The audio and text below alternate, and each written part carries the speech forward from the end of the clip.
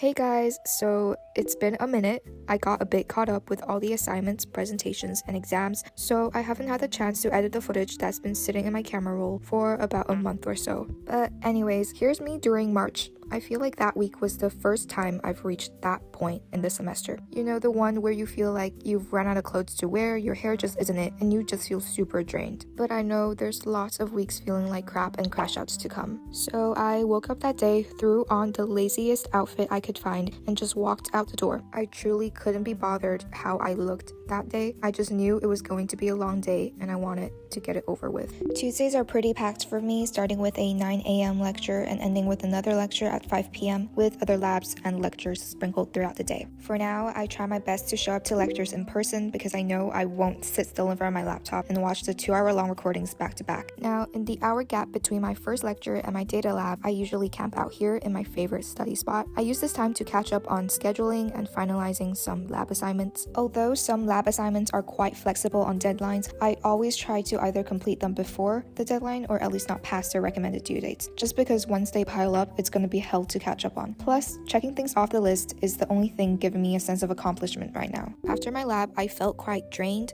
and forgot to film, but I decided to be a little spontaneous that day and hit the grocery store, mostly because I'm literally running out of food. Sometimes I forget food doesn't just magically appear in the fridge or on the table anymore. It wasn't until I moved out that I realized just how lucky I used to be back home and how much I took that for granted. Most days I love cooking for myself, but at times when you're just tired or not feeling like it, cooking for one becomes such a hassle. I didn't plan on buying much because I forgot to bring my big grocery bag, so I just grabbed a basket, but I finally bought this popcorn I've been eyeing for a while now, mainly because of its packaging if I'm honest. It's just so cute, isn't it? Though I have to say the best popcorn I've had in ages is still that popcorn truck in Regland.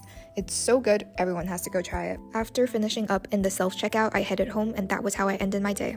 Fast forward to the following week, Hamilton was hosting the week-long Balloons Over Waikato festival. I had planned to go to the Zuru Nightglow, one of the festival's events held at the uni, but after I got home that night from a full day of labs, crowds and parking just weren't the vibe I wanted. So I decided to wake up early on the weekends to catch the balloons at the lake instead. I got there around 7 and decided to park a bit further just so I wouldn't have to deal with any parking issues, which was such a great choice because the walk to the fields was so peaceful. With the sun slowly rising over the lake, it made my entire morning feel so calm in a way I really needed during that time of the semester. I got to the fields just in time as all the balloons were almost finished getting pumped up. Thank God I didn't come earlier or else I had to wait around for hours just to see all the balloons. There was a crowd, but it was not too crowded, which I loved. I spent some time just roaming around and watching the balloons lift into the air one by one. I also made a friend while I was there. We both needed someone to take pictures for us, so we decided to just stick together for the rest of the event. She was an amazing photographer, as you can see. While waiting for more balloons to lift up, we chatted for a while. Turns out she's also a finance student studying at another uni, so it was really fun to connect. We then said our goodbyes once the balloons started deflating. The walk back was also just stunning. The sky cleared up, and it really reminded me that sometimes going out alone leads to the best surprises.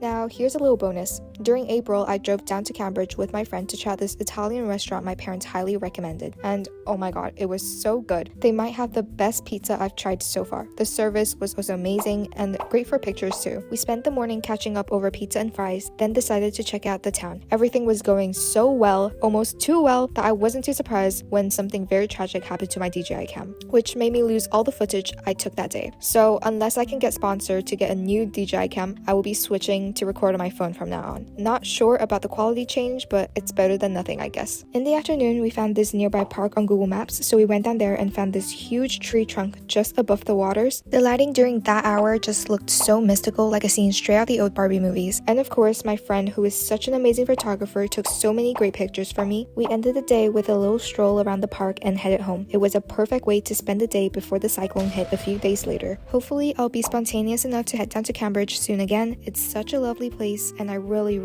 love that park. It's so peaceful there. And as for the pizza, it's so good that I'm tempted to try every pizza on their menu. Anyways, thank you guys so much for sticking around and see you in the next one.